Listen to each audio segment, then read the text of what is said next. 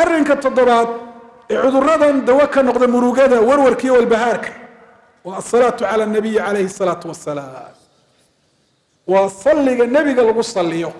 ee loogu duceeyo ilaahay inuu xagga sare ka amaano taasoo raxmadiisuna ay ku jirto waa faa'iida aziiza oo dad badan ay moogan yihiin in salliga nabiga alayhi salatu wassalaam uu cibaado yahay wax wanaagsan uu yahay xuquuqda nabiga uu kamid yahay dad badani waa maqleen oo waa garanayaan laakiin salliga nabigu inuu min asbaab alfaraj kamid yahay oo xataa hadduu xanuun ku hayo ood farabadiso ilaahay sabab uga dhigi karo inay caafimaad oo dawo uu ka yahay murugada warwarkiyo walbahaarka dad badani lama socdaan fasmac hada alxadiid ubay ibnu kacab wuxuu yidhi qultu ya rasuula allah inii ukthiru asalaata calayka fakam ajcalu laka min salaatii rasuulka ilaahayow aad baan kuugu salliyaa oo ku salligaaga waan badiyaaye ducadayda intaan kaa siiya fakam ajcalu laka min salaati ay min ducaai bimacnaa barya markaan ilaahay baryayo baryadayda intee in leeg baan ka dhigaa salli nebi waan raaciyey qaala maa shita rasuulku wuxu uhi inta doonto qultu arubca ducadayda markaan 4 meelood u qaybiyo meel ma ka dhigaa salliga nebiga qaala maa shita fain zidta fahuwa khayrun laka intaa doonto ka dhig buu rasuulku wixii aad ziyaadisaana waa khayr aad kororsatay qultu annisfa kala badh ma ka dhigaa kala badh duco kala badhna salli nebi qaala nabiyu calayhi salaatu wasalaam maa shita fain zidta fahuwa khayrun laka intaa doonto ka dhig adaa ikhtiyaar kale laakiin wixii aad siyaadisaad kordhisaa aduu khayr kuu yahay qultu athuluthayn ducadayda markaan 3 u qaybiyo 2 ma ka dhigaa salli nebi qaala nabiyu calayhi salaatu wasalaam maa shita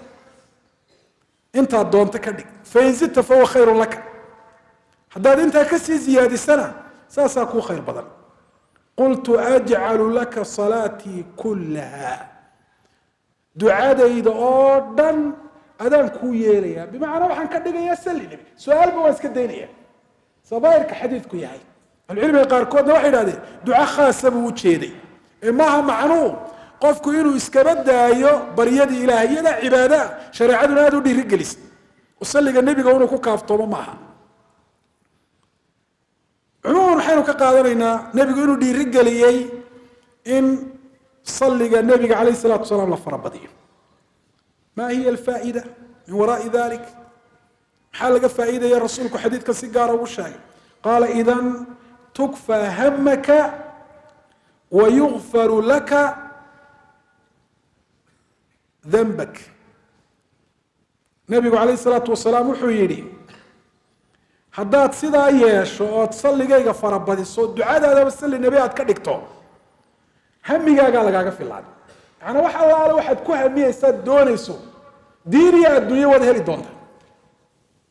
wax allaale wixii ku warwargeliyana ilaahay baa kaaga filaan doona dembigana waa lagu dhaafi doonaa wayughfaru laka dembuk tirmidi baa wariyey alimaam albayhaqi kitaabkiisa shucab aliimaanka waa ku saxiixiyey وكذلك الحافظ ابن حجر حسن هذا الحديث وحسنه الشيخ الألباني كصلي النبي عليه الصلاة والسلام أجو كان مرجئي ورور يدري أنت فربدي اسكوت ترجع هالملك kusoo dhawo xarunta isku daaweynta quraanka kariimka ah ee Caynur Raxma waxa ay leedahay qaybta online-ka oo aad ku soo dalban karto online ahaan adiga oo online-ka gudihiisa lagu akhrinayo quraanka iyo qaybta emergency-ga oo ku shaqeynaysa 24 saacadood saacad kasta oo u baahato rabbi baa daawada baxshay xaruntu waxa ay daaweynaysaa xanuunada kala duwan sida isha sixirka jinka oo musibiyaanka iyo kuwa la midka ah adiga iyo familkaaguba waxaad helaysaan quraan dhameystiran oo aad ka bogatid adiga oo ku gelin haddaba hore u gaadh oo la xiriir xarunta isku daaweynta quraanka kariimka ah ee Caynur Raxma haddaba booqo adiga oo Facebook ku qoraya cilaaj online ama sidoo kale YouTube ku qoraya cilaaj online ama banaga soo garaac lambarkan 0623 423 327